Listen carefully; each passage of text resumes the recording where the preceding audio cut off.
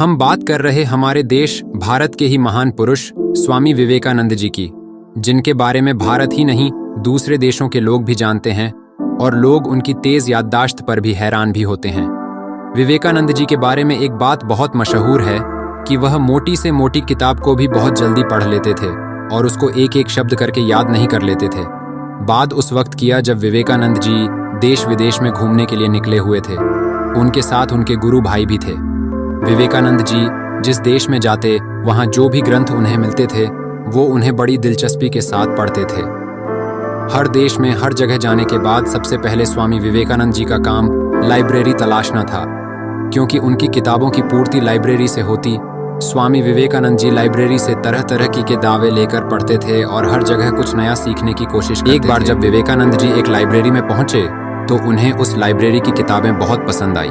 विवेकानंद जी ने उन किताबों को पढ़ने का फैसला किया और कुछ दिन के लिए वहीं ठहर गए। विवेकानंद के गुरु भाई रोज लाइब्रेरी जाते और बहुत सारी इंग्लिश और संस्कृत की नई नई किताबें लेकर विवेकानंद जी के पास आ जाते थे। विवेकानंद जी सारी किताबें अगले दिन तक पढ़ लेते थे और उन्हें गुरु भाई लाइब्रेरी में वापस पहुंचाकर दूसरी किताबें ले आते थे। गुरु भाई के रोज नई किताबें लाने और अगले दिन वापस करने को देखकर लाइब्रेरी का है यानी लाइब्रेरियन परेशान हो गया। उसने विवेकानंद की गुरु भाई से झुंझलाहट में कहा कि आप रोज इतनी सारी नई नई किताबें ले जाते हो और उन्हें अगले दिन ही वापस कर जाते हो। ये किताबें कि आप सिर्फ देखने के लिए ले जाते हो। आपको किताबें देखने का इतना ही शौक है तो मैं आपको सारी किताबें नहीं दिखा देता हूँ। आप रोज रोज किताबों का इतना सारा बोझ उठाने से भी बच जाएंगे। वैसे भी आपका रोज इतनी किताबें ले जाना और अगले दिन वापस करना एक सज्जन व्यक्ति को शोभा नहीं देता। लाइब्रेरी की बातें सुनकर विवेकानंद जी के गुरु भाई ने लाइब्रेरियन को बड़ी गंभीरता से जवाब दिया और कहा कि जैसा आप सोच रहे हैं ऐसा बिल्कुल नहीं है। हमारे गुरु विवेकानंद जी इन सारी किताबों को बड़े ध्यान से पढ़ते और सारी किताबें पढ़ने के बाद ही उन्हें मैं वापस यहाँ लाता हूँ। लाइब्रेरी में इस बात को सुनकर हैरान हो गया और उसने कहा कि अगर आपके गुरु ऐसे तो उसे एक बार मिलना चाहता हूँ। अगले दिन लाइब्रेरियन ने स्वामी विवेकानंद से मुलाकात की।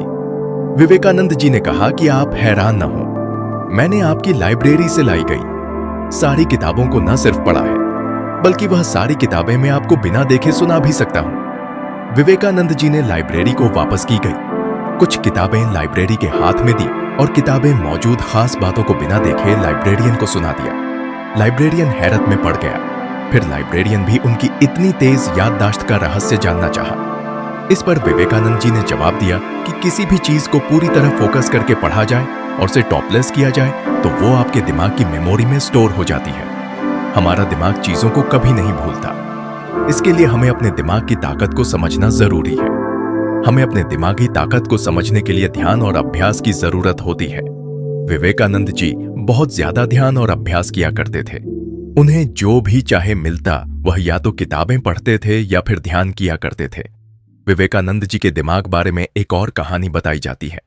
विवेकानंद जी भारत से मेरे जाने वाले पहले योगी थे। वह 1893 भी में अमेरिका गए। अमेरिका से वापस लौटते हुए विवेकानंद जी एक जर्मन फिलोसोफर के घर गए। जर्मन फिलोसोफर ने विवेकानंद जी की मेहमान नवाजी की और उन्हें वो एक स्टडी रूम में ले गया है।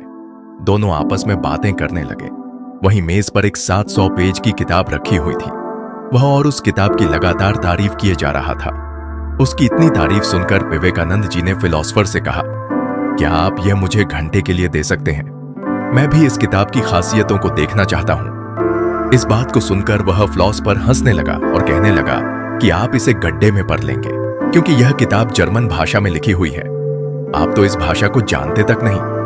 विवेकानंद जी ने कहा कि आप मुझे किताब दें तो सही, उसके बाद ही बताऊंगा कि मैं क्या कर सकता हूं। उसने किताब उठाकर विवेकानंद जी को पकड़ा दी।